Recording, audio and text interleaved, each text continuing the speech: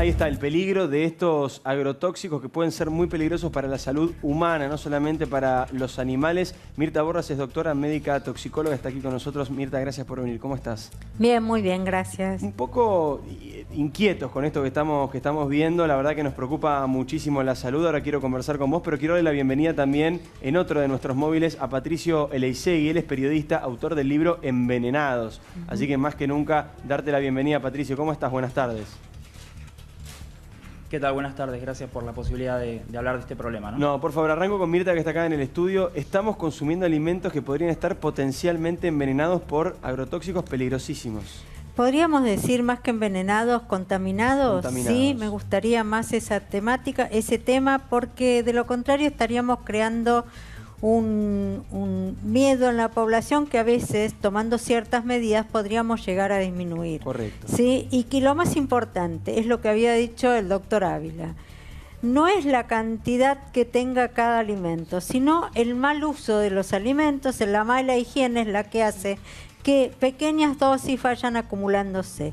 Y otra cosa que es importante, estamos hablando de contaminaciones ambientales, porque a pesar de ser tóxicos, sí contaminan el ambiente. Y algo muy importante para quedar claro, es que las contaminaciones, los procesos, las enfermedades normalmente en medicina nos enseñan que tienen un periodo de incubación, un periodo de estado, un tratamiento y un alta. En cambio, en las enfermedades ambientales, lo que existe son periodos de latencia. Y entonces tenemos que pensar que hay posibilidades que atraviesen generaciones el contacto que hoy tenemos con una sustancia y que le pueda ocurrir el riesgo o la enfermedad a cualquier generación de... Pero Mirta, perdón, no es tan fácil, digo, uno lavando, por ejemplo, un tomate... Es mucho más fácil lavar, a ver...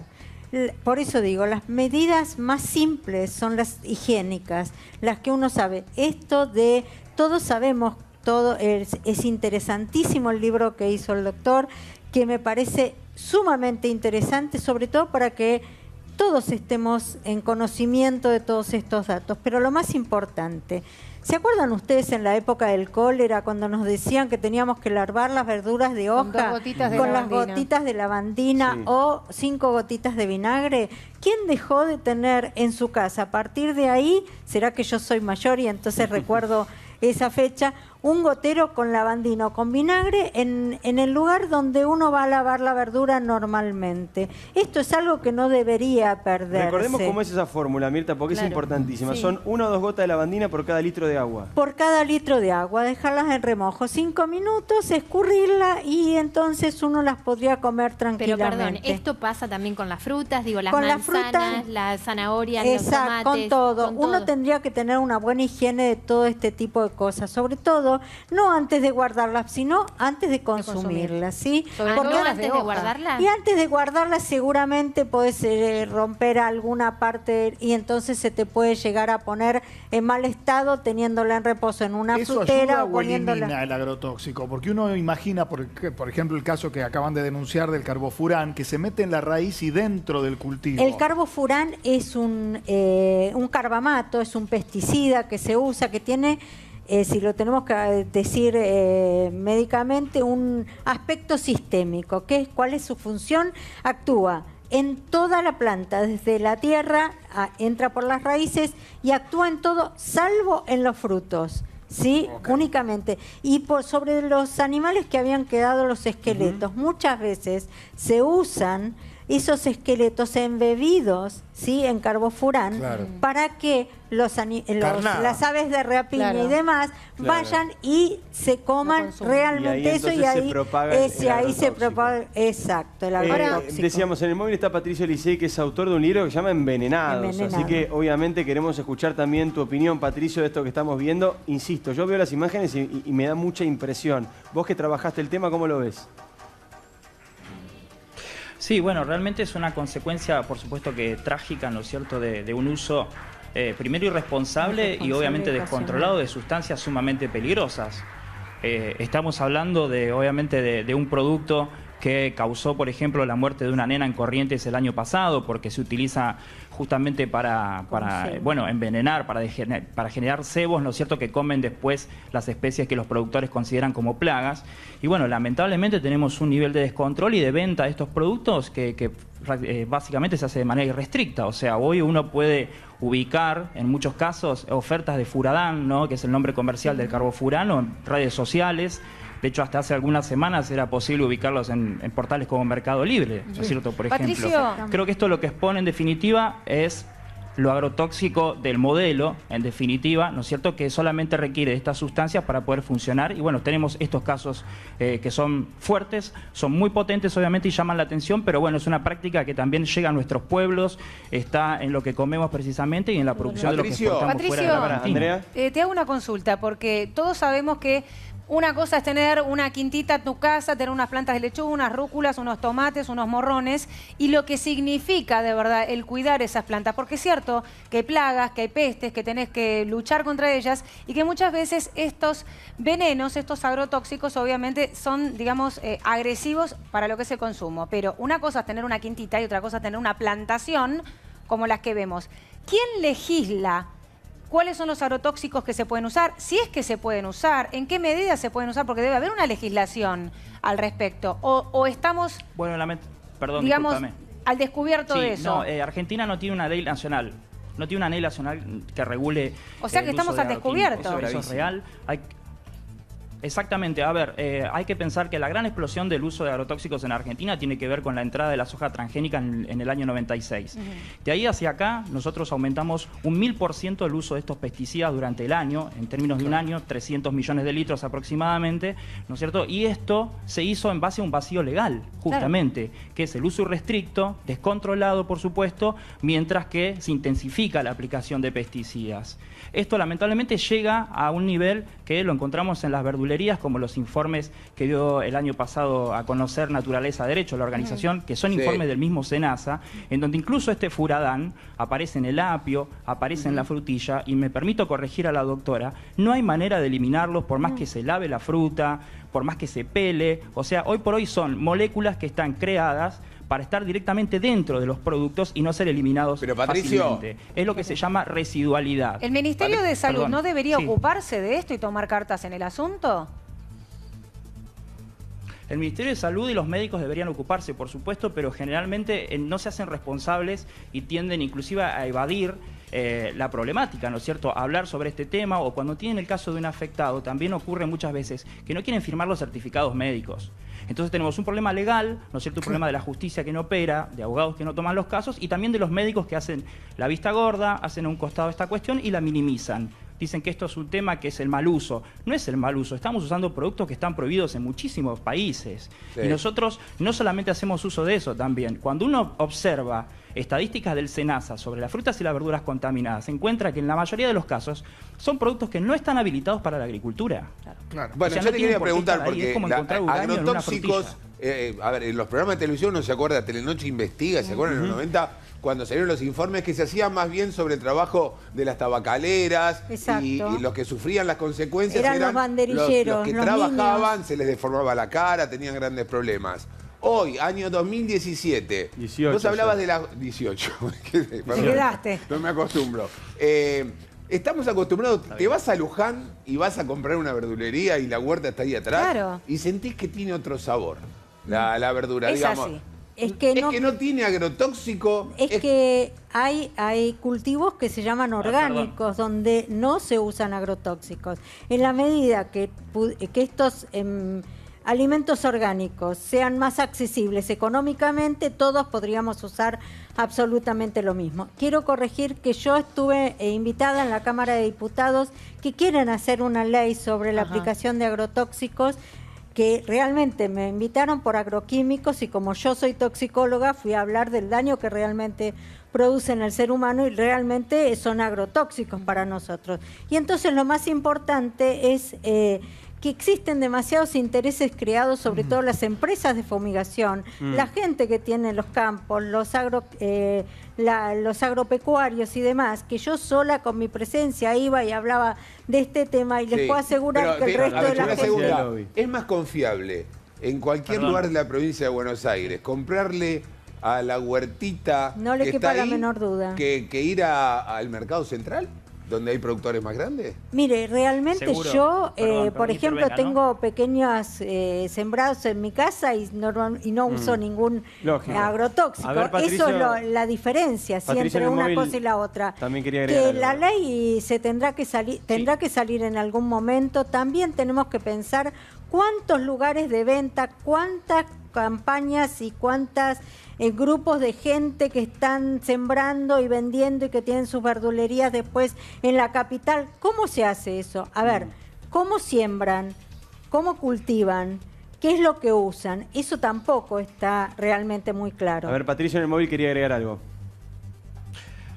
No, primero, obviamente que la producción orgánica es la salida y el consumo de orgánico, y como bien dice la doctora, hubo un proyecto de ley en discusión, se estuvo trabajando, yo estuve convocado también, y eso fue hace más de un año, casi 2 años, realmente no hubo novedades. La realidad es que hubo un poder de presión del lobby de las compañías enorme para seguir utilizando este tipo de productos. En muchos casos se discute la distancia de fumigación, pero en ningún momento se pone en discusión el modelo agropecuario que estamos teniendo, que está sujeto a utilizar venenos para producir alimentos. Hoy por hoy es cierto, tenemos los cultivos orgánicos que son minoritarios en muchos casos porque hay una decisión, una presión del otro sector que no permite que esto crezca, también desde el Estado, porque esto es un modelo que nace desde la política misma, ¿no es cierto? Pero también tenemos la ausencia de controles. O sea, hoy por hoy, ir a hacer un control en el cordón del conurbano donde se están generando frutas y hortalizas es prácticamente imposible. O sea, uno como periodista no puede ingresar en muchos casos Patricio, a esas huertas, ¿no es cierto?, para ver cómo se está trabajando, y ahí es donde está la acumulación mayor de agrotóxicos a la par de la soja o del maíz, ¿no? Sumándome a lo que vos decís y lo que decía la doctora, Sí. Los intereses, creo yo, si no, por favor, refutame, no tienen que ver solamente con las empresas.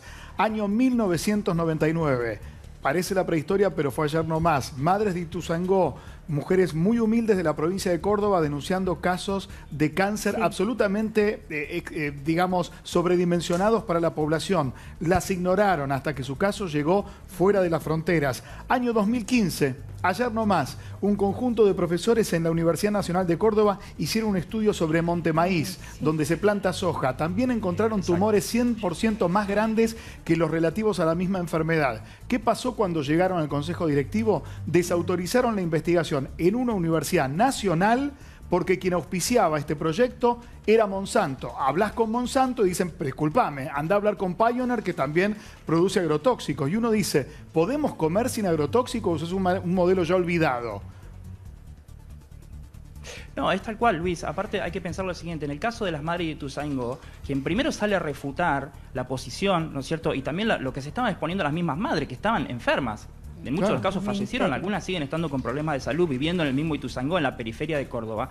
Quien refuta esta posición es el Estado, es el municipio, la ciudad de Córdoba, después se pliega a la provincia, inclusive el mismo gobierno nacional en un punto hizo la vista a un costado, ¿no es cierto? Entonces, realmente hay una decisión política de seguir fomentando este tipo de agricultura con estas consecuencias. Hoy nos sorprendemos, ¿no es cierto?, por esta cuestión de los 34 cóndores, que por supuesto que es una tragedia ambiental, pero esto está pasando todos los días en nuestros pueblos con indicadores de cáncer, como vos recién contabas, en el caso de Monte Maíz, en San Salvador, en la provincia de Entre Ríos, capital nacional del arroz. De ahí viene el arroz que nosotros consumimos, tienen un 40% de muertes por cáncer. Hay 2 estudios de 2 universidades nacionales, La Plata y Rosario, que comprobaron que el problema es la utilización de pesticidas y los residuos sobre esa ciudad. Y así tenemos infinidad de casos. Y Patricio, ¿cuáles son? Nunca se pone en discusión el modelo, ¿no? ¿Cuáles son los casos, digo, no sé, cuáles son los alimentos que suelen estar más contaminados o con los que hay que tener más cuidado, digo, desde nuestro lugar, ¿no es cierto?, como consumidores, para por lo menos hacer algo al respecto? Bueno,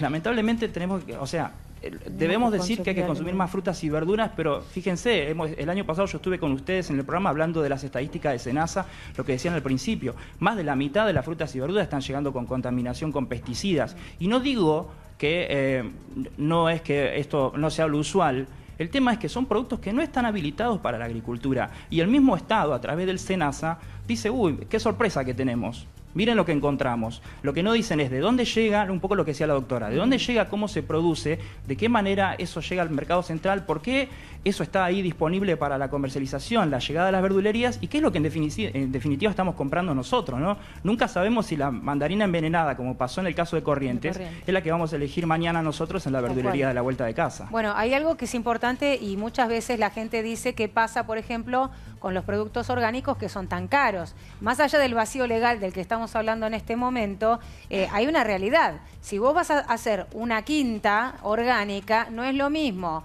Si vos ves que los tomates tienen arañuela roja, ponerte a limpiar hoja por hoja de cada planta de tomate con agua, con jabón, que ponerle un pesticida, que obviamente es una solución muchísimo más rápida y prácticamente instantánea. Por eso también es que se elevan tanto los precios de los productos orgánicos, por el trabajo que le lleva al productor el que la fruta o la verdura que está cosechando llegue en condiciones óptimas al consumidor. Ese es el tema también, o sea, es todo un trabajo. Pero también tenemos... Eso está bien. Hay un tema también de oferta y demanda, ¿no? O sea, si nosotros también exigimos más, obviamente que vamos a hacer bajar el precio. Es un mercado abierto para eso también. El punto ¿cuál es? Es que las empresas han trabajado muy bien, con espaldarazo obviamente del Estado, para hacernos creer que la única manera de producir es esto y que es la manera más simple, ¿no es cierto? Como decimos en los pueblos, yo vengo de pueblo, de la provincia de Buenos Aires, es el famoso matayuyo que se usa en las plazas, es glifosato.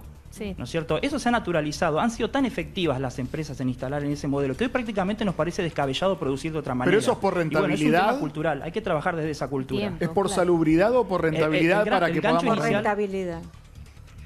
Por rentabilidad. Perdón, Luis, sí, es un tema económico, estrictamente económico y es un problema político. Ahora, el tema es que cuando esto se inició, nosotros tenemos más de medio siglo de utilización de pesticidas, pero se intensificó, dije yo, a partir del 96, y le hicieron creer a los productores que esta era la manera más simple y más económica también de generarlo. Y hoy por hoy, ni siquiera de esa forma, porque como yo decía, tenemos 1000% de aumento en el uso de agroquímicos en algo más de una década. Entonces, cada vez vamos a intensificarnos más como un país agrotóxico, lamentablemente. Hay algo que me llamó mucho la atención cuando estuve leyendo, investigando sobre este tema, que hay algunas sustancias, te pregunto a vos, Mirta, que son sustancias que están prohibidas y otras que están no autorizadas. ¿Qué diferencia hay entre prohibidas y no autorizadas? Porque prohibida tendría que haber desaparecido de la venta y no autorizadas quiere decir que todavía no se llegaron a prohibir, que no deberían estar a la venta, pero que normalmente podés llegar a encontrarlas en cualquier lugar. Por ejemplo, sobre todo cuando legal, la gente, qué ambigüedad, ¿no? Sobre todo cuando la gente va a comprar,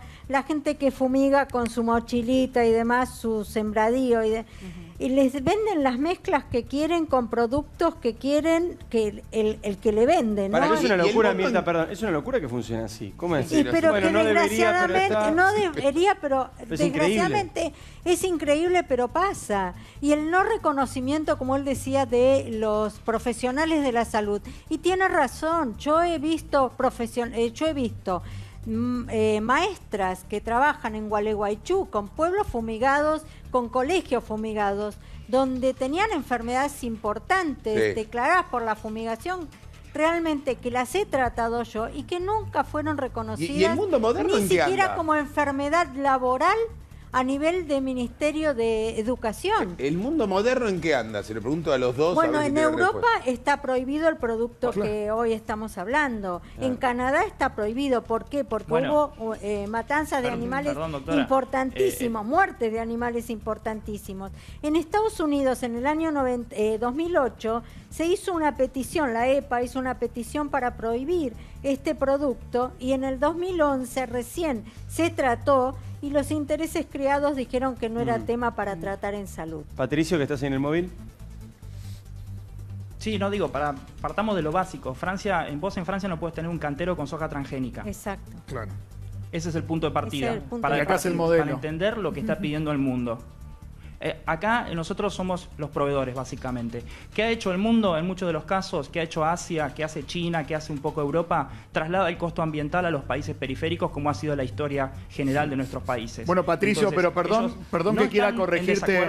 Es una sola entrelínea, porque si no también tendemos a confundirnos. El mundo pide eso para sus propios países, pero comen luego lo que nosotros producimos, como decís vos, Asia y Latinoamérica, envenenando su tierra y sus pueblos. Exacto. O sea que tienen también un doble discurso bastante nocivo. Te compran los mejores. Es que ahí está el perdón, Luis. Eso era un poco lo que quería comentar, claro. ¿No es cierto? Francia tiene esta postura con los transgénicos, discute el uso de glifosato, pero no tiene problemas en comprarle granos a la Argentina, que están tratados con transgénicos. Claro. Perdón, que son transgénicos y están tratados con pesticidas. Claro, ¿no es cierto? que los productos, la doble moral, por que así los productos decirlo, peligrosos los usan los otros países mientras ellos están protegidos con la legislación. Gracias por haber estado ahí, Patricio. Te mandamos un abrazo enorme. Gracias. Patricio Elisegui, periodista, autor del libro Envenenados. Mirta, también gracias por venir. Por favor. Médica toxicóloga, y Jennifer Ibarra, que estaba en nuestro móvil también. Retomamos el tema que estábamos hablando antes, tiene que ver con Susana Jiménez.